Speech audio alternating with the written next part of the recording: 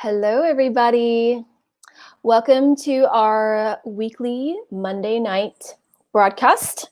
I am Dynasty, a Prodomme in New York City, and I am one half of La Maison de Rouge.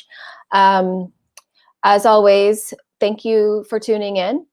Tonight, we have the lovely Mistress Natasya. Mistress Natasya is a dominatrix, or more specifically, a cultivator of connection, immediacy, somatic understanding, and the perverse erotic. So I'm going to bring her in, and here we go. Hi. Hello. Well, hello there. Thank you so much for having me this evening. Thank you for joining us. I was in the middle of introducing you, so I thought I'd bring you in the middle of your bio. Beautiful. So Mistress Natasya's play style is an eclectic mix, as what most brings her pleasure is deep power exchange. And of course, we all know that can happen in many forms, with all its tears and tremblings, not the means by which this is achieved. Rather than defining herself by any mode, Mistress Natasya finds many paths to these lovely ends. Some specialties include roleplay, trained body worship, showers, impact play, tease and denial, breath control, and acting on her intuition with eerie precision. Excuse me. So, if anybody is joining us for the very first time, I would like to let you guys know that it is the proper and most polite thing to do to wait until the very end of our interview to ask questions. So if you have any sort of burning desire to ask something of Mistress Natasya, you can write it down and we will get to it. I promise. And so it is with great pleasure that I bring in Mistress Natasya. How are you today? I'm doing well. I am curled up on a lovely, soft buffalo skin that Mistress Wild Iris gifted me for my birthday. So I'm going to be fondling it throughout the interview. And yes.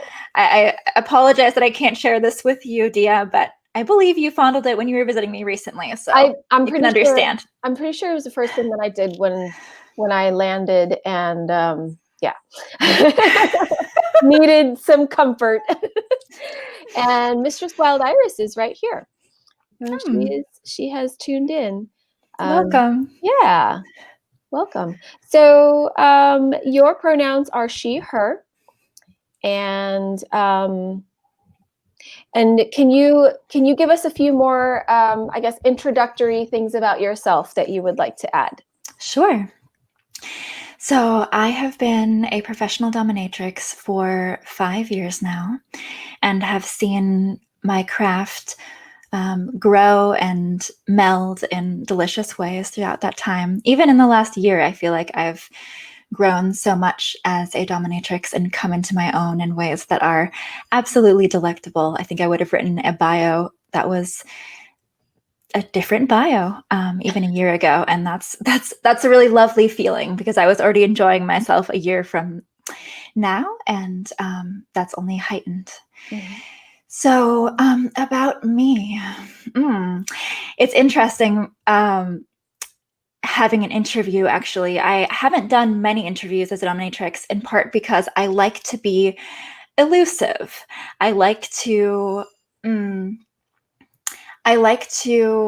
play different parts and different roles and exist in this lovely liminal space in ways that aren't pinned down or reified. And so I think what defines me most is my interest in depth of connection and in a desire to play in that space freely and rather than being affixed in any one particular position. And that's also what I enjoy cultivating in those that serve me. I feel often a question that comes to me often is, what is the ideal slave? Like, how do I fill this role? And I think my answer can be somewhat frustrating, but I think is also, I choose it with good reason. And that is that there is no sort of position to fill or cape to put on. I'm more interested in what happens when everything comes off and it's just you and me, and our arousal in power exchange and all the beauty that can come out of that. I like that answer very much to a question I didn't ask. But I would like to definitely get into this a little deeper later, because I think that you're speaking relatively abstractly, and that's really hard to grasp for some people. And it's not to say that you're not a grounded or down to earth person. It's saying that there's very little for somebody to fully understand about the way you do things until you're doing them, which I think is a fascinating way to enter into something. So let's start at the beginning. How did you first find kink? And maybe like, what was your first experience that was kinky, but maybe without the vocabulary of it? Sure. The first experience, well, actually, I'm going to give an answer that I wouldn't normally give. And that just sort of popped into my mind. One of my first memories, I think I was maybe 4, and I was on this road trip with family throughout the United States. And I remember being at some sort of Airbnb, and a family friend was brushing his teeth, and I remember just seeing all this sort of spit coming out of his mouth and just being totally enthralled and thinking, I can't wait until I can grow up and produce such plumes of of toothpaste.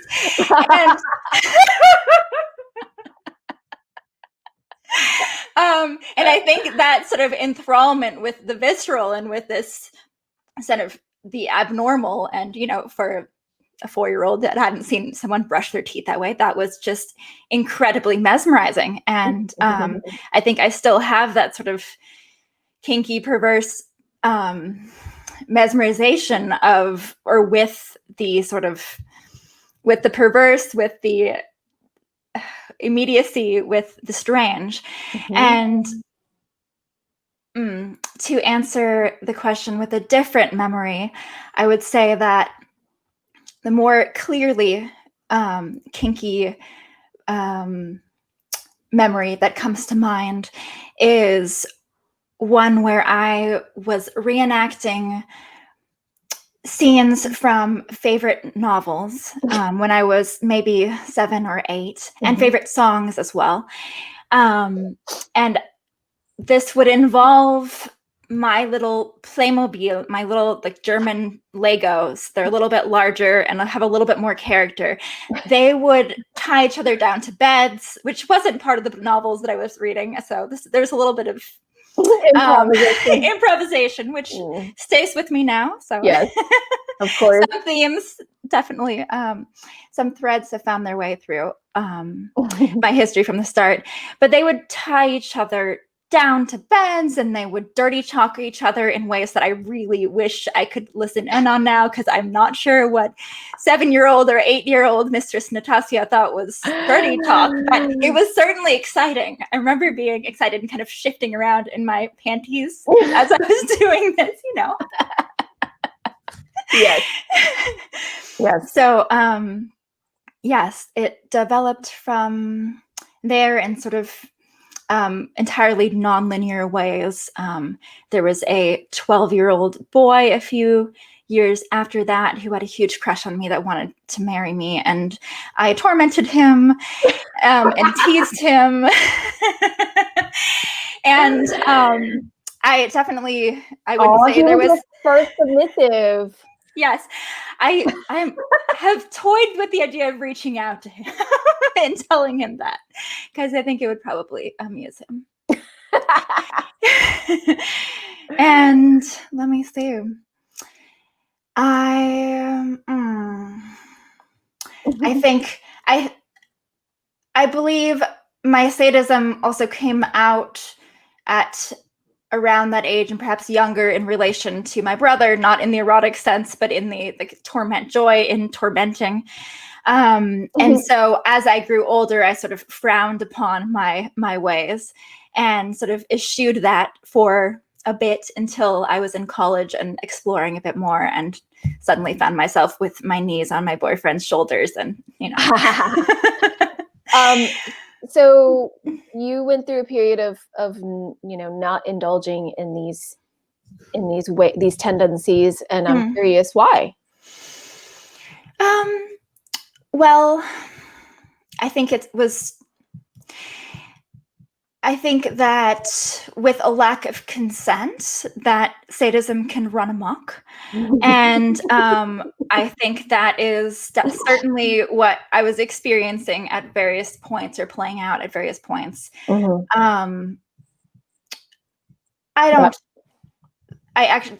first submissive, as you dubbed him, reached out to me in college without any sort of negative feelings at that point. So I don't think I scarred her or anything, but I had to apologize to my brother for ways that I had treated him when I was younger, and he accepted my apology as well. Good. Yeah. He knows that I'm a dominatrix. He actually gave me a pair of vampire gloves, which I thought was very sweet. That is so sweet. For Christmas. Yeah. And you learned consent through feeling kind of like the repercussions of doing things to other people without their consent. Yes, I'm also an empath, very strongly so. And so I think that part of me was sort of disapproving of, or what couldn't understand and was disapproving of, this desire to torment and pleasure in the extreme tease. And then when I sort of learned how to be more open about my desires and communicate really clearly in sex, and I think that that's how a lot of what I now think are very good communication skills actually first came about, is negotiating this really intimate space and sort of hearing and expressing vulnerability and pleasure in ways that up until that point hadn't really been the culture that I was in familially in my friendships. And so then as I was in more relationships and got to explore more and honed my communication skills, these sorts of kinky proclivities reared their heads again, and I enjoyed it a great deal. So yeah, that's great that that these like kind of parameters showed up in ways that you can indulge in the kinky tendencies safely with other people. Yes, and I think that the empathic awareness certainly has a place in BDSM, and I think is very powerful. It can help a great deal with consent. Oftentimes, when we're negotiating intense play, we're not able to express things because we're processing them as they're happening. And so my ability to look into someone's eyes and see when something is getting up to the brink of being too much, that served me a great deal. Yeah. And also, I think that, with empathy, you also learn not just to feel somebody else, but to read their bodies correctly. And so we have such huge responsibilities with these other people's bodies when we play with them. So it's another thing that is like a non-verbal language that we learn to read. So how did you move into the space of professional dominatrix? Well, I had just graduated college and was doing an internship in law, and and I was doing some modeling on the side and found that rather dull. I was making money modeling without all that much experience, which means that in end effect, you're a beautiful woman before a dude with a camera who is not necessarily as skilled with camera as the beautiful woman in front of it. And just sort of making some money so that I can have as much fancy cheese and macadamia nuts as I want. You know? Priorities. Absolutely. Internships don't pay that well.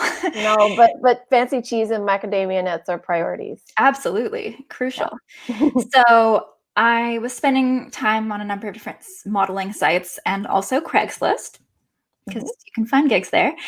And I started to find gigs much more exciting than the ones that I was supposedly looking for.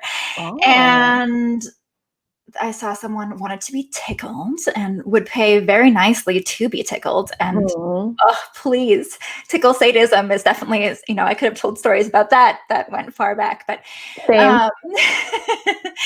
so that seemed only natural. Someone else wanted to be dirty talked about how I would never fuck him and how I get fucked and how I was going to drip cum out of my pussy into his mouth. And it's like, oh, this also feels so natural. No, definitely not going to fuck you ever. And again, just was paid very well for it, and ended up meeting up with him in a hotel room and spanking him. I had absolutely no clue what I was doing. But I enjoyed it. And I have a background in improvisational theater. Ah, that's so useful. And was raised in a family of individuals with no boundaries, which teaches you lots of things. But I was often barged into, or people would barge, or family members would barge into the restroom when I was urinating or what have you. So no qualms about continuing the stream of urine with other members of one circle around me. So I feel like I was set up to pursue this line of work in ways that only were clear to me after I'd sort of already felt myself to be swimming in the sea of this fun. So yes, after those few Craigslist escapades, I moved in with someone who was a dominatrix and expressed my interest to her. And she said, well, I work at this house and you can come interview. And I did, and interned there for a few months. Taught myself skills, learned skills from the more kind individuals that were at the house who desired to impart their skills. And yes, and then dove in and actually felt like I was in a really good footing, not just because of the improvisational theater and the ability to urinate at will. Isn't it fascinating how like the professional dom role incorporates and integrates so many different widespread skills. Like it's, you know, there's really no way to fully prepare for what we do by like coming up with a course curriculum, because it's just everything is it's such a wide spectrum of skills. Oh, absolutely. Yeah. And there's always more to delve into. There is. Yeah. Okay. So you started working at this house. Yes. And I was saying that because I had a background in modeling, I already had this whole slew of photos that I could put up online and sort of give people a sense of who I was right from the beginning. And that served me really well. So I feel like right from the beginning, I started having really lovely connections and lots of sessions. I would have sometimes, or fairly often, like 7 hours of sessions in one day. Wow. And many of those would be 1 hour sessions. Some of them would be half-hour sessions, because at a house, whoever calls and wants to book within some realm of reason will then get the session that they want. And it was a really lovely time, actually, in that I saw so much right from the beginning. And I think the bar is a bit lower for people seeking out a session in a house than someone seeking out a session with an independent dominatrix. They can just call someone on a whim and say, yeah, I would like a session and no idea what I want. Okay, I'll tell you 3 things so you can write it down so you can tell her something, but I'm still going to show up saying I have no idea what I want. I just want it to be so good that I never want to watch porn again. Right. Well, Oh, well. that's actually a pretty high bar. Certainly. And it can contain maybe puppy play and mommy play and also cock and ball torture. Like, yes, great. Let's go. Let's see how this can evolve. And I love thinking on my feet and explore, like creating worlds with people, Yeah. and getting to just dive into fantasies. And I think it was invaluable to be able to dive into 7 fantasies in one day, even if it was a bit overwhelming at times. Wow, that's quite a workload, but it's where you learn, you know, and if you're young and you have the energy and the enthusiasm, which it sounds like you did, you can learn so much in a short amount of time. Absolutely. Yeah. So did you leave the house on your own and start independently? I did. I actually, let me see. I left when I moved to the East Coast, which is now 4.5 years ago, and have been enjoying practicing as an independent dominatrix ever since. So, yeah. So from the time that you left the house to now as an independent, how have you grown as a dominatrix? I have grown a great deal. Let me see. Well, let me see. I think if I can pin it down to where I've grown the most, it would be in my ability to speak to my intuition and just absolutely cut through people's sort of stories that they're telling themselves or telling me, and get both of us to a sort of deep immediacy of play. And I think, and that means lots of different things. It means not putting up with any sort of irritating behavior, just calling it as it is, telling people when their worship is bad, and then starting from there instead of sort of slowly moving people towards that, just being really deeply blunt and speaking to sort of patterns that I see that they have that are getting in the way of deeper connection. And that sounds very psychological too. Yeah, certainly. Yes. And so this skill that you have in like kind of being very penetrating with your ability to see somebody and cut through all the bullshit. Is this something that you've cultivated over your time as like an independent? Yes, absolutely. Amazing. Yeah. And I think what I recognized, I think in the first year of being an independent, was how similar the play space is to meditation and to those sorts of states of being hyper present, and how much just the basic act of seduction can bring us into that state of being utterly present. And there's so much that's possible there in terms of just really opening up into vulnerability quickly in ways that, might have taken me, many sessions in the past. I could, when I unfurl my intuition and speak to I don't want to hear your stories about this. Let's just be here in this pain with me. Let that pain wash through you. Let that pain draw you to me, and let's just feel what that can be, and let's just let you melt and let you be utterly before me in ways that you, my submissive, aren't generally able to be before others or able to be with yourself.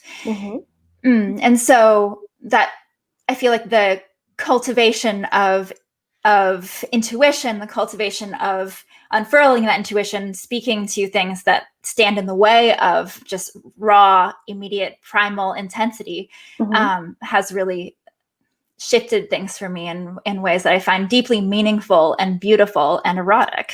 Yeah. What a good combination. I love my job. And it makes what you're doing sound like you're stripping away all of the labels and the titles and the identities of what somebody may come in the door with, and getting down to maybe this is what you were talking about, the liminal space of kind of like two energies coming together, rather than like me and my, Rolex and my education and thing, like none of that stuff matters, right? Yeah. That's really awesome. So when you are able to get to that space with somebody and make them super vulnerable, right, and hold that space for them safely, do you find that some of your subs experience like a sort of therapeutic effect from it? Absolutely. Yes, absolutely. Okay.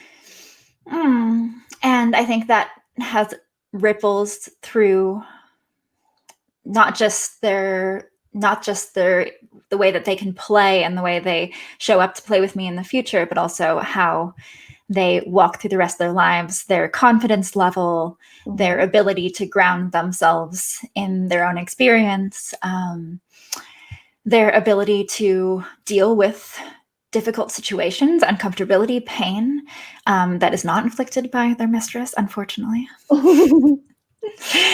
And it's been really beautiful to get to see people unfurl in that way. I even have clients say that they have gleaned what they need to from play and want to move on and do other things, and that they feel like they've learned something from this and they're ready to move on into a different walk of their life. And while it's sad to see them go, it also feels really fulfilling for me to see how they were unconsciously or not coming to me with this sort of problem that they needed to work through, or sort of a question around intimacy that they resolved, and then sort of were able to be open to exploring relationships when they hadn't been able to previously. Yeah. So yes, that's been really beautiful to see. Well, that's amazing. I mean, it's like, instead of being a doctor that makes somebody rely on your limited service, you're a healer and you allow the person to kind of do their own work within the space that you're holding so that they can move through it and not need to like rely on you for this same thing over and over again. Absolutely. And that's part of why I said that I'm a muse in my little introduction there. I'm not going to solve their problems for them. I'm going to go into this luscious space with them where they can find how they can best be in alignment as they encounter me in my alignment. And then we both move forward freer and with this little sparkle of the secret and the erotic in her eyes. Yes. For anybody who is just now joining us, interviewing Mistress Natasya, and if you would like to know more about her or get in touch with her, this is her website that's scrolling at the bottom, www.mistressnatasya.com, and you can also read about her exploits and other ways of contacting her on Twitter. everybody's been super polite. There haven't been any sort of like out of line comments or questions. And I so appreciate that our audiences are so very wonderful. So let's just switch gears for a moment and talk about kind of like BDSM and kink in a more general level. Sure. What do you think about BDSM and alternative sexuality kind of becoming more accepted in the world? What do I think about it? I think that there's a lot of really lovely potential there. I think that what sort of at a baseline, even just in bringing kink into a sexual relationship, there needs to be, or there should be some, and generally is some communication. And I think that is so often lacking in vanilla relationships, where it's just assumed that, okay, people are tipsy and it was a good date, so XYZ, and it's all happening. And that with BDSM, there's a sort of, I feel like there's a very basic premise that there's going to be communication and a statement of boundaries. And I think that just inherently in doing that, there's depth. And I think that depth is certainly something that we need in this world: depth of connection, depth of intimacy, and more communication. And so just at a sort of ground level, I think it's really positive that that this is entering the sort of massified discourse and showing up in more bedrooms. But yeah, I think of course it's always messy. I think that like vanilla sex can be unhealthy. I think BDSM can be unhealthy, but I think there's a baseline of more communication, which tends towards more health and connectivity and beauty. And so yeah, I'm all for it. Yes. What do you have anything to say for the folks that maybe think that talking about things makes it less sexy? You know what I mean? Like that belief that like if you like discuss, what you're going to be doing or what you want to do, that it like takes all the, excitement out of it or whatever. I think reality is generally far more erotic than we can ever dream. And so that's not, I would say, don't worry about it too much. There's a great deal there. Yeah. And I think they'll be surprised at how much communication, and it doesn't have to be a sort of script, which I think could, for some people, absolutely rob any sort of erotic juice from a scene. So I think communication, just laying groundwork, sort of laying out a menu of what you might want to choose from in this delectable feast that is your sexual intimacy, that can only bring sort of depth and a real enacting of something that might have just played out in your mind. And I think that can be complicated, and maybe not as easy as existing in one's head. I think that there's a lot of training that we have in this world to sort of be in our heads as we're getting off. And I think that unlearning that can sometimes be difficult and not erotic at times. And I'm not speaking into my play. I'm speaking to more of like figuring out how to negotiate sex in my own life. And, yes, losing your virginity isn't generally the best sex of your life. But then as you're able to communicate about things more and work through sort of issues with vulnerability, everything can begin to bloom. And so, yes, it's harder to engage with another human than just to engage with your mind, because yes, you've been engaging with your mind your whole life, but there's more detail and beauty and in all the details. The devil's in the details than you could possibly imagine. So go meet that devil. Enjoy yourself. That's what I have to say. Yeah. I love that. Yeah, and I totally agree that there is a huge difference between, enacting something like a scene or a fantasy in your mind over and over again, and the reality of what that looks like with your body and in physical space. And it will seldom ever be exactly the same. And so when you try to make one exactly like the other, it does become a laborious and sometimes frustrating thing.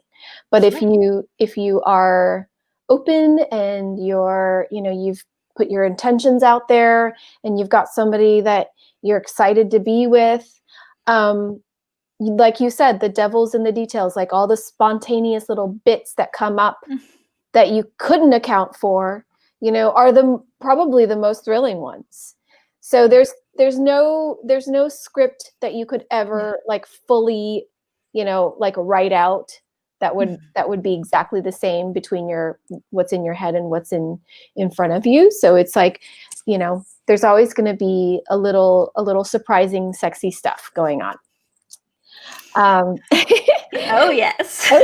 And that's why it's so fun to be a Prodomme, in my opinion, is because we are creating these experiences or architects of them, but we're not fleshing it out fully without the submissive. It's not like we're putting on some kind of one-way performance. So everything being interactive and immersive in that way, will always bring about some fun little surprises. Absolutely. Yeah. And that's actually something that I want to speak to a little bit more, if you don't mind me jumping in. Please. I would say even in the last 6 months, a big breakthrough that I have had has been on the topic of worship, which I think is something that many Prodommes eschew or have sort of difficulty with, because many people show up just sort of wanting this sort of with this sort of fantasy that they want to enact that has nothing to do with the person that they're worshiping or even themselves. It's just this sort of brain massage that they're giving themselves. And that's not a pleasant thing to receive, this sort of disembodied sort of mouth that's like mwah, mwah, mwah, mwah on your ass or what have you. And what I discovered is, or what I've been really leaning into, because I think it's always like over the last 4 years I've been sort of coming to this, but in this last year or 6 months even, I've really recognized how much how incredibly decadent and lovely worship can be when it's done from a place of presence and from a place of exchange. Because there's a sense in which you'd think, okay, one person's having their ass kissed, the other person is doing the kissing. Maybe the person having their ass kissed is zoning out. You'd hope not, but right. That's sort of the basic scene that we're imagining here. And so what I've been doing is really slowing things down and having them feel me feeling them. And I have very expressive skin.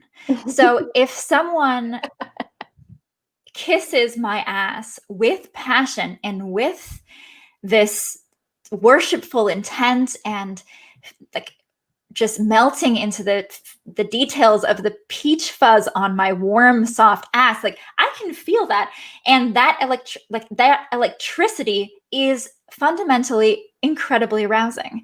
And so it's been really lovely to delve into that with people and see how incredibly potent this worship can be when it's done well. And I like to tell people, they could, I'm sure that maybe they already have, but they could design a robot to kiss your ass, but it wouldn't be exciting. Unless unless you're into mechanical devices. But it wouldn't, I'm not going to throw everything off the table, but it's not, what's exciting is like lips that feel like, that have the worship, like are exuding that worship in the very act, in every moment. And there's a sense of like, usually we talk about the assumption that the submissive is passive and the top is active, but it goes the other way in this scenario, where the person receiving is absolutely engaging, and you can feel that in the skin. You can tell when your worship is being received, and that's just such a delectable thing. It is. It really is. And I definitely think that worship can extend to like caresses and massage, and not just like lips or tongue. Absolutely. Yeah, because not everybody wants that to the extent that that it happens sometimes. Sure. Yeah. Yeah, I think definitely having it on the terms of the mistress and makes a lot of sense. But I think is fundamental, and I'm not meaning to cast aspersions by any means. I'm just reveling in this sort of this newfound pleasure in speaking to it directly, and realizing how much I want it too. Yeah. Because when it's done delectably, then it is this electric thing. And so yeah, I'm enjoying that. Absolutely. That's awesome that that you can slow it down and control it, and kind of ask for it in the way that you want it, because it's not a purely mechanical activity, and when you have something more behind it, it's definitely felt. Yeah, well, hopefully that gets you some new worshipers. So we have a couple of fun little questions that are a little more superficial. And so I like to always know these things about people. And if you don't know this about yourself, that's totally okay. But I'm always curious, what are your sun, your rising, and your moon sign, if you know them? I don't know them, but Mistress Wild Iris might if she wants to weigh in. So your sun sign is just your sign, like okay. I'm a Leo. I know that much. Okay. I know that whichever sign is the one that I guess comes up when people first meet you is Scorpio. Okay, so that's your rising. Okay.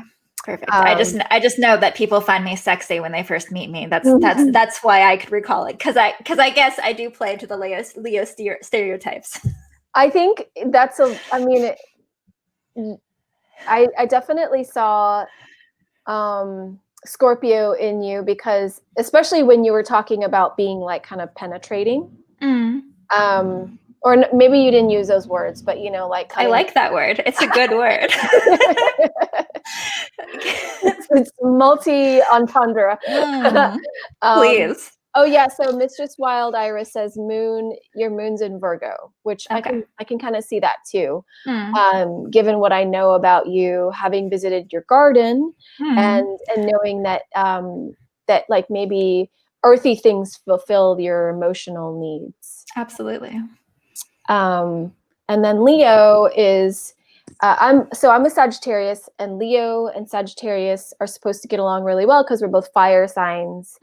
And we can be, kind of like feisty go-getter, very kind of direct, but like big-hearted people.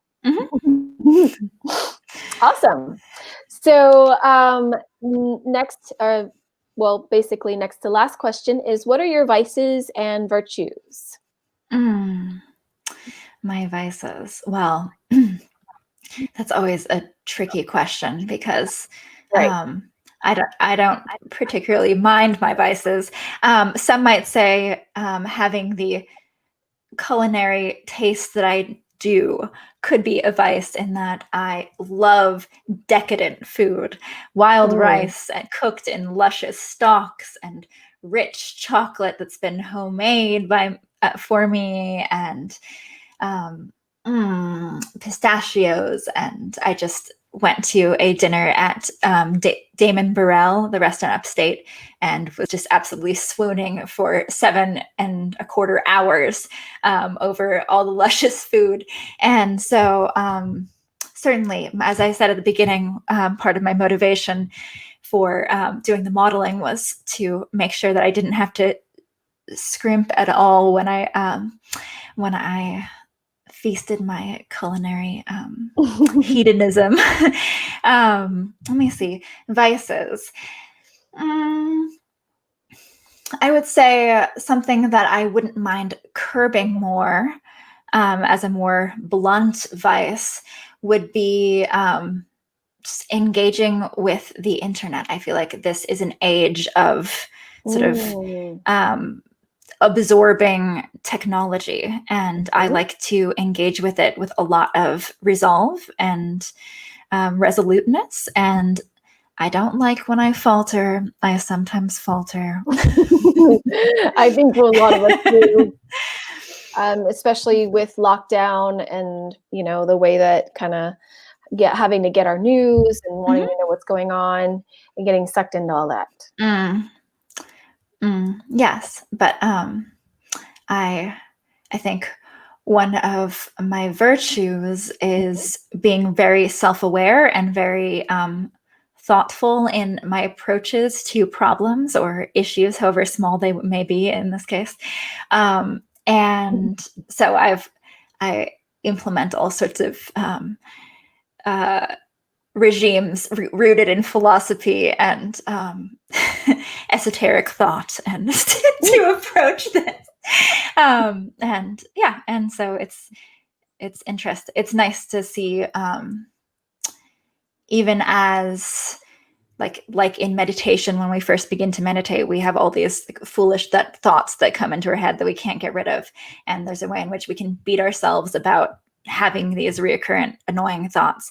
But then the more we process these, each time the thought comes up and we push it away, the faster we learn and build new neural pathways. And so I think the same is true in engaging with a vice that we really don't enjoy. There's so much room, even as we sort of see patterns repeat themselves, it's just an opportunity. It's really lovely to view those as an opportunity to just sort of reassert ourselves, realign ourselves with resolve and our purpose. And so, yeah, like a little daily reset button, and remembering who we are. Yeah, that's amazing. Thank you for that. So the last part of our interview is basically telling us what you're up to in the next bit, like any tours or upcoming projects that you're working on. While you're telling us, we can take a few questions. People can, tap out their questions and fill the chat box with questions for Mistress Natasya. Yes. So I will be visiting Manhattan with my lovely co-conspirator, Mistress Wild Iris, the 10th through the 13th, and we still do have some openings in our schedule, so it would be lovely. We prioritize doubles, but we also enjoy one-on-one play. And I spent part of today working on a birthday gift for Mistress Wild Iris, and I strongly suggest that all of you out there who wish to please me can send her birthday gifts to do so. Projects that I'm working on aside from that, I purchased the domain name brownshowerdom.com and do intend to create a sister site to my current one to help send people in the right directions and not overly besmear my Mistress Natasya identity with certain aspects of play that I enjoy. Goodness. But yes, that's sort of a longer term project. And yes, I will be on a short vacation directly prior to my stint in Manhattan, but I'll still be answering emails. And I hope to be visiting California in December, and should be announcing dates for that fairly shortly. Okay, wonderful. Yeah. So I just modified one of these little scrolly things at the bottom to say visiting NYC 11/11 through 11/13, Beautiful. so that everybody can remember that. I've got a few questions. Let's see. Man Peach would like to know, you post many pics in the woods. Do you do sessions in the woods? Hello, Man Peach. Nice to hear from you. Um, I do sessions in the woods, and I also spend a great deal of time in the woods and enjoy that at a deep level. It's a bit cold now, but throughout the spring, summer, and up until recently in the fall, I find myself skinny dipping in my creek at least twice a day. So it's now chilly season, but I find other ways. Yes. Yeah, the woods is a very different environment, and a lot can happen, and not too many limitations. Absolutely. I think. Let's see, we've got Robert asking, what are some rituals you have to get ready for sessions, and what do you enjoy for cool down for yourself after? I love exfoliating my legs extensively. That's definitely a ritual before I get in the shower. And then reveling in that later during worship when my skin is so delectably soft. I actually enjoy putting on my makeup and just sort of having time for myself to just sort of come into the place of being Mistress Natasya, and breathing and feeling that, and sort of coming into my own in that way, because oftentimes there's a bit of a logistical hurdle that's involved in showing up at wherever I'm playing. And afterwards, I think that really methodically putting all of my things back in order is very grounding for me. And I am a very detail-oriented person. And so making sure that all the details are just as I would please is fulfilling to me. I am definitely a tea drinker, as you saw. And drinking lovely teas that I mixes that I mix together myself is something I enjoy a great deal. And I love doing face masks. I probably do an average of 1.5 face masks a day, because I often do 2 throughout the year. And so I'm often doing a face mask to wind down as well. Is the half like just the top half, or like no, I'm just trying to see if there are any exceptions to my rule. Because bearded folks are often just doing the top half.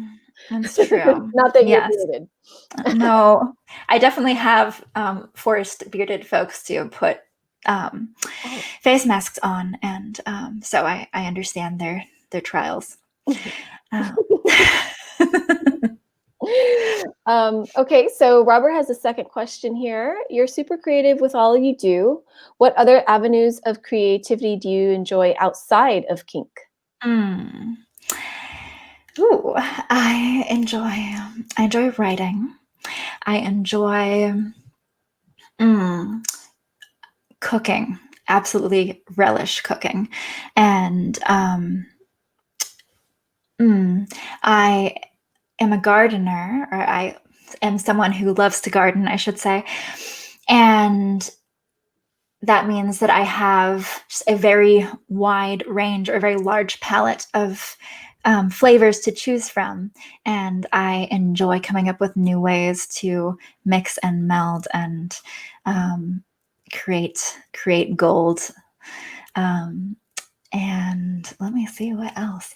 I love crafts of all sorts and projects. I very much enjoy just delving into a good creation of some sort of gift for someone, or laying out sort of plans for myself in aesthetically pleasing ways. There's so many different ways that I explore my creativity. I'm sure. I love to sing. I love to learn different languages to sing in. There more ways than I can think of now, because I think the creativity oozes from me.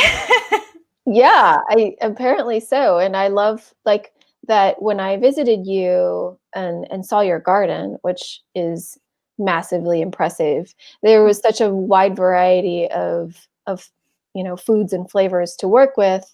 And I think that I would consider you a sensualist in that your preference for all the different flavors and textures of food. The toothpaste coming from my family friend's mouth at age 4. Yes, like the plume of foam and like things that go, things that please the senses. The silk on my skin. Exactly. All of that stuff is it's very appealing in a way that it's grounding, and it makes you want to, your fur pelt that you're sitting on. I think it's very like it draws people to you. And so yeah. Thank you for that. All of that makes sense. Let's see, we've got time for one more question, and we will take Bag Fishy's question. Any examples of someone you made discover something they didn't know they liked and ended up loving? Yes, many. Well, the one that popped into my mind is a rather visceral one. So we're going there, everyone. When I have a number of clients that I have been seeing since the very beginning of my doming. And one of those individuals was very interested in scent play. And would book very long sessions with a lot of face sitting, which I enjoyed a great deal. And one day, I farted in his face, and I told him that he liked it. And it turns out that he didn't know that he would, but when it happened and he was informed that he did. He definitely did. And yeah, and that has definitely developed over the years to the point where he developed a brown shower fetish that was never something that he had thought about until that experience drew his erotic fervor, shall we say. Yeah, you gave him a little sample. Yeah. And he liked it. I've certainly corrupted a lot of men over to the allures of the hairy armpit. The pheromones have their way, and that's definitely been a theme over the last 6 years. Let me see what else. That's, to me, that's even more of your like sensualist, your sensualist domination coming out too. Yeah, absolutely. It feels that's actually something that I remember, again, as a memory of as a child. I remember looking at my mother, who had hairy armpits that were quite impressively hairy. And I remember looking at them just and being enthralled and thinking to myself that one day I would be there as well. And I have good news for you all. You can't see it in my current beautifully silken soft dress, but I'm there. I'm absolutely there. Right. And that's something that you can't experience through the internet. So, yeah. And so you'll want to send a message through my website and avail yourself of my visit. It's actually the 10th through the 13th. Sorry. Not to worry. Now I'm going to switch that up real quick. There we go. All right. So here we go. So that's 4 days. Soon. Yeah. No, I mean, you'll be you'll be here for 4 days. So that's quite a bit of opportunity for all the people that can make it. So I don't see any more questions. And I just want to make a closing announcement real quick, but I wanted to also thank you so much for being so candid and lovely and sharing so much of yourself. It's been a pleasure. Thank you. It's been such a pleasure to be interviewed by you, Dia, and I really appreciate you and Lucy doing the show. I've listened many a time and enjoyed a great deal. Thank you. Yeah, and it's so wonderful to have so many people that we've been connected to through this show, and to learn about all the different things, all the different people, all the different ways. It's really great because it's educational, in my opinion. And if you guys out there would like to support us and the things that we do through this show, and all the people that we connect with, and all the things that we talk about, you can subscribe to our Patreon, which is at patreon.com/La Maison de Rouge. And you will get, depending on the tier, you will get 30-minute monthly video chats with Lucy and myself, as well as a monthly subtask. And all of that will be coming out very soon for our existing Patreon subscribers. How very lovely they are. And so Bagfishy says, thank you, Femdom Farmers, Dia Dynasty, and Mistress Natasya. Thank you, Bagfishy, for your very thought-provoking question and for your support.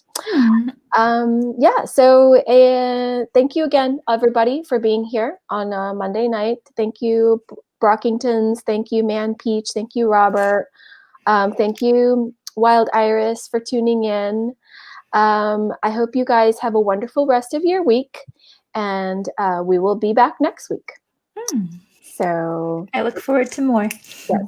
Thanks again. Goodbye. Farewell.